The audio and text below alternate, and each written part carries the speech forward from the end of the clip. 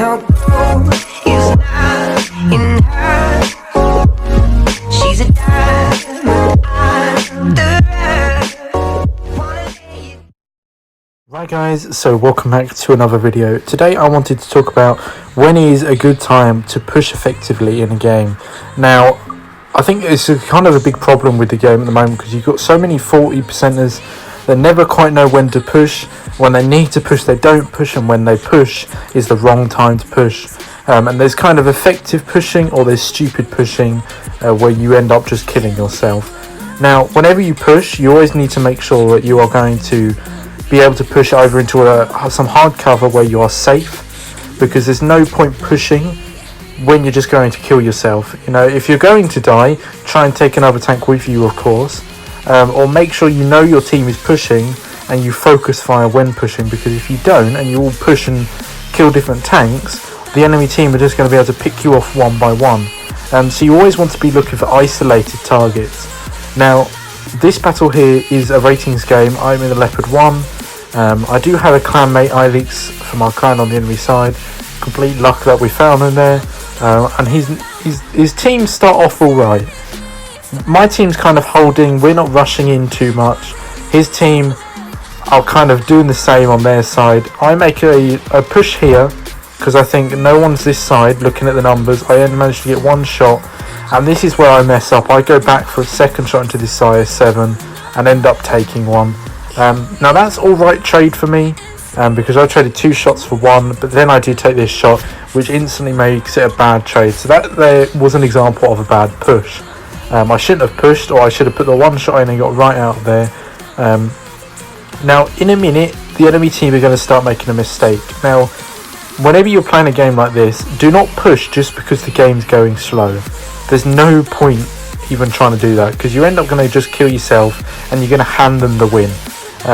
So my team does a really nice job of just sticking here. Look, we're not pushing far, we're all on ridge lines, and you've got to basically wait for the first team to make a mistake.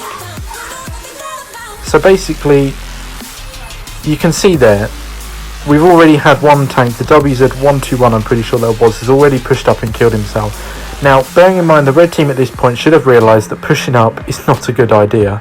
I'm making another bad trade here, but that should be the last one now, fingers crossed. So basically we're going to sit here, we're going to carry on. Just because we've killed one tank does not mean we all of a sudden need to push, but the enemy team, especially the C50 here, seems to think it's a good idea to push where the 121B has just died, which is a really bad idea. If he's just got absolutely wrecked pushing there, why push there yourself? Now he's doing good in a way. He's side-scoping off to the tanks on the right, but he's completely not taking into account me, the STB, and the T22 medium this side, which he should have done, and the 268 is going to do the same, and he's going to get wrecked. And that's 3 tanks that we've taken out already, and we've not lost any tanks. We've lost a bit of hit points doing it. The team's not the strongest, but we are still 3 tank advantage over the enemy team. And now that we know that we have an advantage, so it's 7 versus 4, we can start trying to make pushes on the enemy team. So you can see this side, the IS-7 is poked around. I'm not going to push yet because the IS-7 is looking at me and that would be a stupid push. I'm going to wait a bit, and I can see that the IS-7 is actually going to start driving into the mid. There's my teammate Ilix. He gets ammo racked, which was probably very annoying for him. Obviously that didn't help his team in the end. But nothing you can do to help that. And basically what I'm going to do is I'm going to come up behind this IS-7 because he's not looking at me. Now if a tank's not looking at you, you can play risky plays. You know, you don't need to try and conserve hit points for a tank when looking at you. Just spend, even if you're in a lightly armoured tank, you just need to push.